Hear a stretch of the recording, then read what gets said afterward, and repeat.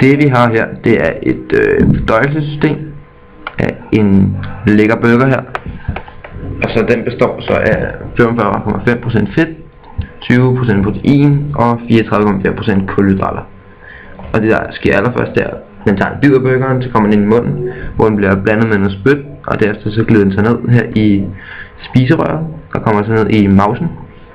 Og det er så her, der begynder at ske nogle ting med de forskellige stoffer i burgeren. Og vi starter med at snakke lidt om fedtet herover.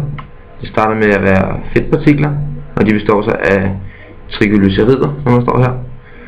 Og så når det så kommer videre ned i bugspytkirtlen, bliver det så opløst eller pillet fra hinanden, så det bliver til fedtsyre og glycerol, tror jeg det hedder. Og så kommer det videre ned i tyndtarmen, hvor det så bliver opfanget af de her femmerhår, så transporterer det videre ud igennem, eller ned.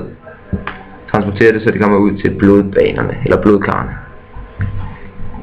Og det her med protein, der er det allerede, da stoffet kommer ned i maven, at der kommer et stof, der hedder pepsin, og så går der aminosyrekæderne i mindre stykker.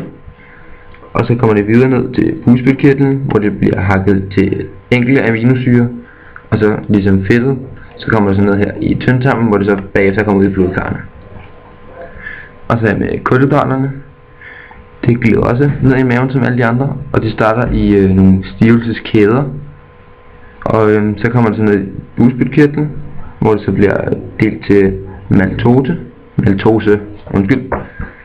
Og så her senere, når det er på vej ned omkring i tarmene, det er tyndtarmen, så bliver det så lavet til maltase. Og så igen, ligesom de andre stoffer, kommer det så ud i blodkarrene bagefter.